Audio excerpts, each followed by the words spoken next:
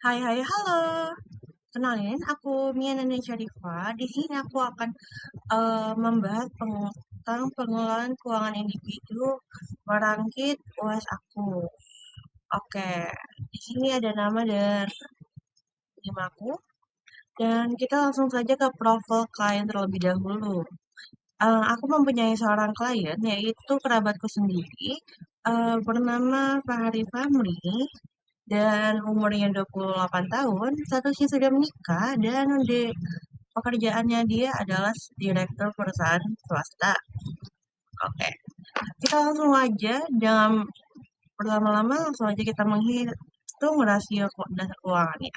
Dan untuk likuiditasnya menunjukkan seberapa siap klien untuk menghadapi dana daruratnya, dia sangat stabil dan sangat ideal. Menurut aku udah cukup aman. Kalau untuk beban utangnya, saya kayaknya nulisnya harusnya 0%, dan beban utangnya itu untuk saat ini tidak ada. Untuk perilaku menabungnya, dia udah cukup bagus untuk sudah memsiapkan 15% sampai 19% untuk dia untuk menabung dari hasil pendapatannya. Kalau untuk protectionnya, ini dia yang sangat dia eh, kurang ya, untuk kurang cukup karena dia lebih banyak untuk investasi. Jadi untuk dana darurat ataupun protection ratio-nya itu masih sangat kecil ya. Dan untuk social ratio-nya alias eh, asuransinya, dia hanya untuk mengandalkan BPJS, jadi untuk setengahnya. Oke, lanjut aja kita membandingkan cash flow tahunannya. Dia dalam total pendapatan per tahunnya 250 juta, untuk pengeluaran per tahunnya dia ada di 190 juta dari untuk pokok, sekunder, dan cicilan yang lainnya. Dan untuk sisa arus kasnya, dia itu dikurangin 250 juta, dikurangin 190 juta. Oke, di sini dia masih ada ruang investasi dan tambahan dananya, dan tabungannya masih jauh lebih dari cukup. Oke, di sini kita menganalisis struktur aset keuangannya dia atau utangnya dia. Untuk aset dominannya dia itu ada di tanah, untuk tanah pondok cabe. Dan kalau untuk utang dia itu tidak ada, dan utang non produktifnya juga tidak ada. Kalau untuk investasi profesional atau tidak, dia itu investasi 40% di PT Astra Foods Indonesia-nya, yang dia sudah berjalan juga di tadi. Dan dia juga mengikut untuk mengelola sebagai direktur sendiri. Oke, untuk evaluasi proteksi asuransinya, dia itu kesehatan kantor, kesehatan atau tanggungan dari tunjangan dari kantornya aja sendiri tidak ada, untuk jiwa pribadinya pun tidak ada. Kalau untuk BPJS-nya ada dan aktif. Oke, lanjut kita ke analisis kualitatif mindset perilaku.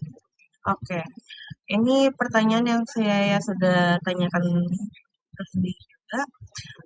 Apakah klien mencatat keuangannya itu tidak?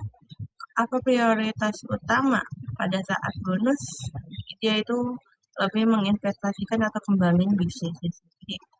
Oke, untuk pertanyaan ketiganya, bagaimana sikap terhadap risiko? Dia masih tetap tenang dan tidak memberikan eh, keseluruhan untuk di setiap bagannya. Jadi dia memecah untuk kalau berinvestasi untuk mengurangi risiko tersendiri. Untuk klien masih berpola pikir konservatif dengan fokus dengan keamanan dan rasa yang stabil, namun kebiasaan yang tidak mencatat keuangan belum teratur dan malah mengalokasikan investasinya lumayan sangat cukup. Oke, kita bisa lanjut. Buat ringkasan dia nota keuangannya. Oke, dalam sini kita bisa lihat sendiri, klien ini surplusnya itu sekitaran 60 juta. Jadi bisa kita bilang aman karena udah cukup. Tapi kalau untuk dana darurat kayaknya masih kurang ya. Untuk likuiditasnya kita lihat di sini ada eh, 8 kali pengeluaran bulanan. Itu udah lumayan cukup karena itu bisa kalau misalkan dana daruratnya udah cukup lah.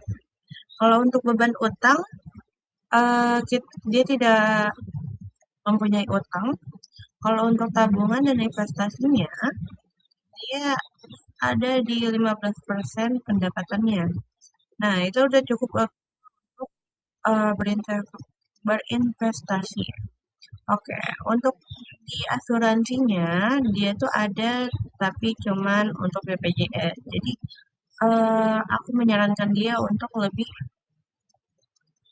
eh, untuk membuka asuransi. Gitu. Oke, lanjut untuk perilaku finansialnya belum mencatat keuangan rutin ya. Kita bisa lihat aja. Oke, dan dia masih mempunyai edukasi tambahan. Oke, untuk rekomendasi action plan-nya nih, kita di sini melihat untuk pertama memperbaiki cash flow, yaitu untuk lebih mengalokasikan kepada asuransi ya. Dan kalau untuk yang keduanya, tambahan dana darurat, yaitu 6 bulan untuk ke depan, minimal mencapai targetnya itu 100 juta untuk mengalokasikan dana darurat dan asuransi. Untuk optimalkan asuransi, di sini termasuk juga untuk di poin ketiga, yaitu upgrade membuat asuransi yang bisa langsung dicairkan, seperti Manulife atau yang lain. Oke, untuk yang keempat, investasinya cukup aman dan untuk nabungnya juga masih kita bisa lihat dari yang tadi. Kalau untuk investasi dia cukup aman, tapi kalau kurangnya masih di asuransi. Dan kalau untuk yang kelima, yaitu masih berperilaku tidak bisa untuk mencatat keuangannya. Jadi aku menyarankan dia untuk mencatat keuangannya tuh untuk per hari biar bisa dialokasikan dananya di dana darurat ataupun di asuransi. Oke, terima kasih. Bagian dari saya, Mina Syarifah. Bye-bye ya. Terima kasih.